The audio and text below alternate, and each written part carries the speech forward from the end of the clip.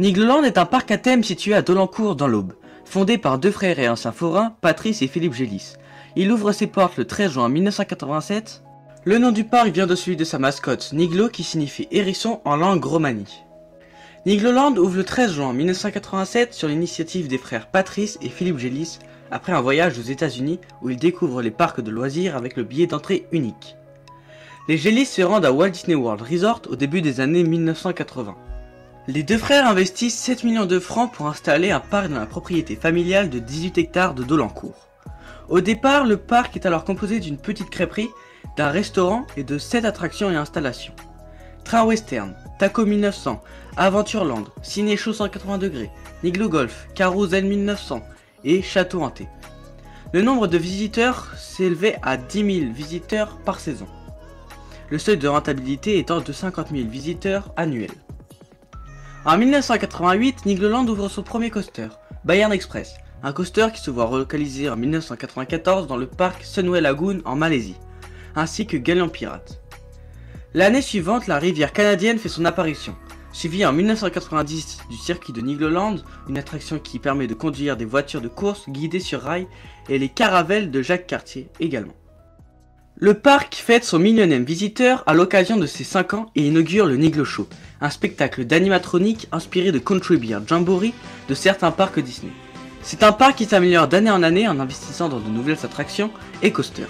Même s'il possède quelques attractions à sensation, cela ne lui empêche pas d'être un parc familial. Sur ce, passons à notre visite en avril 2023 dans ce merveilleux parc.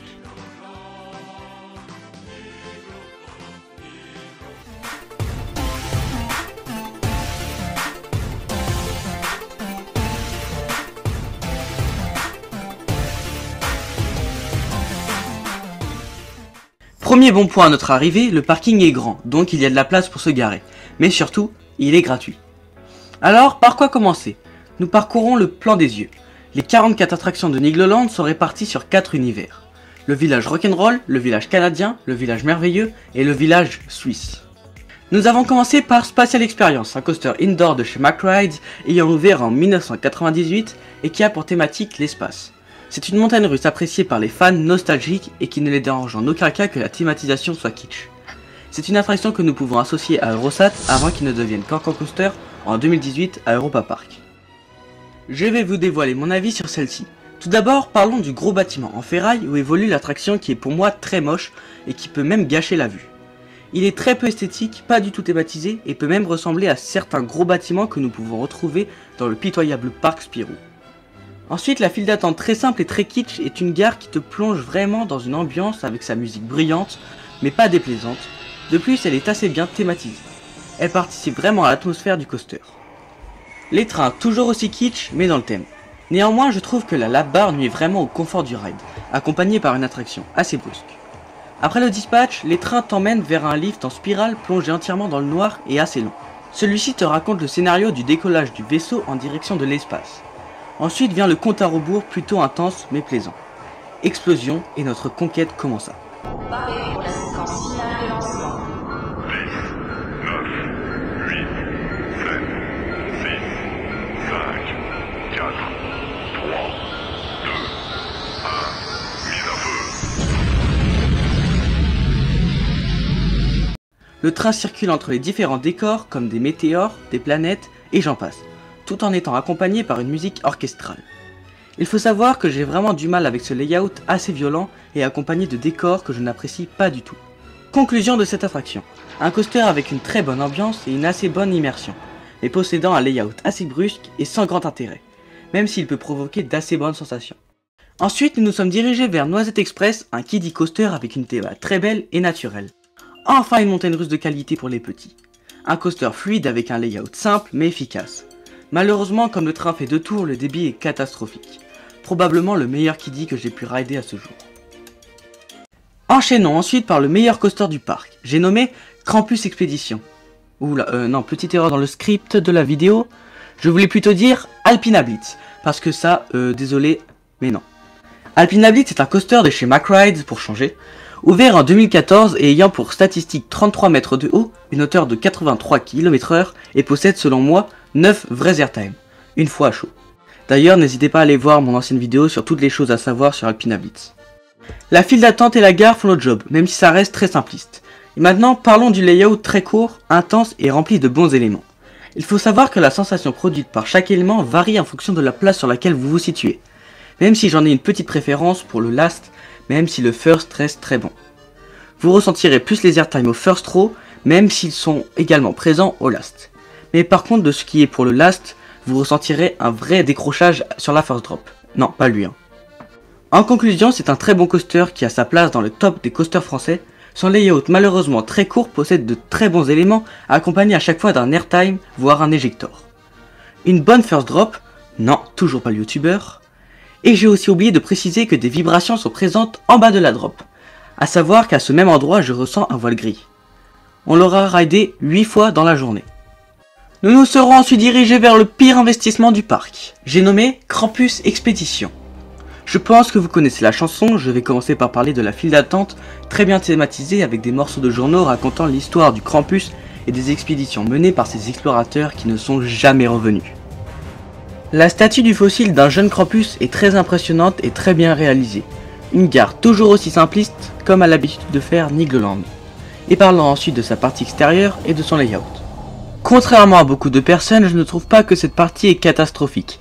Certes, le rocher taillé en forme de Krampus n'arrive pas à nos attentes, surtout comparé à son concept art, mais cela ne me dérange vraiment pas. Nous arrivons maintenant à de ce qu'il y a de plus raté, je parle bel et bien du layout qui est beaucoup trop court.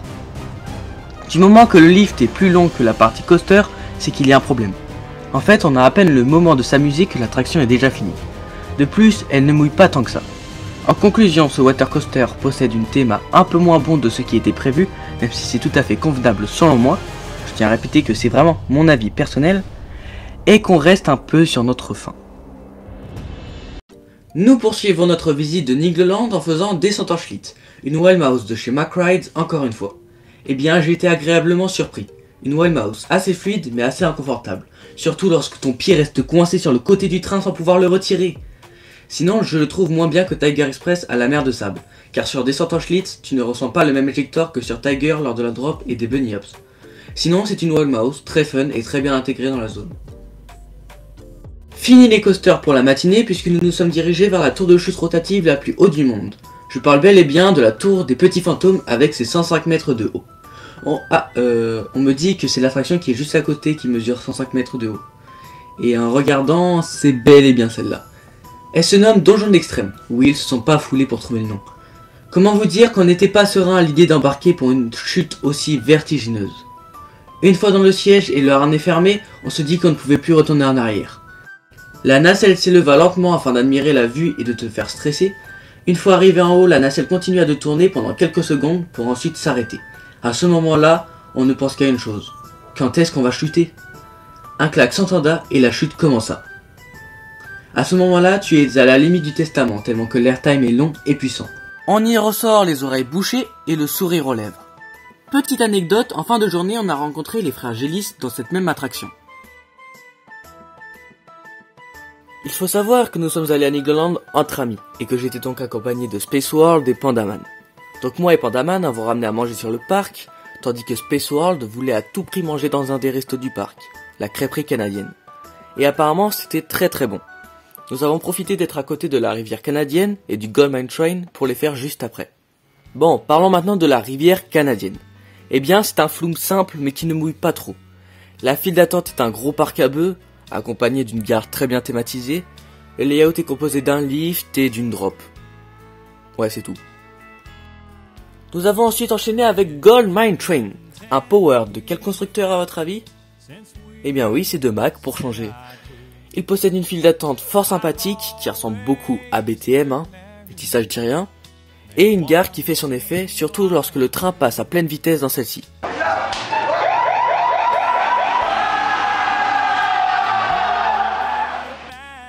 J'ai été agréablement surpris par ce coaster avec un layout sympathique. Et pour finir, nous avons fait Air Meeting, un Skyfly de chez Gashlower. C'est la première fois que j'en fais un et c'était sûrement la plus longue attente de la journée, car le débit de ce flat est vraiment pourri.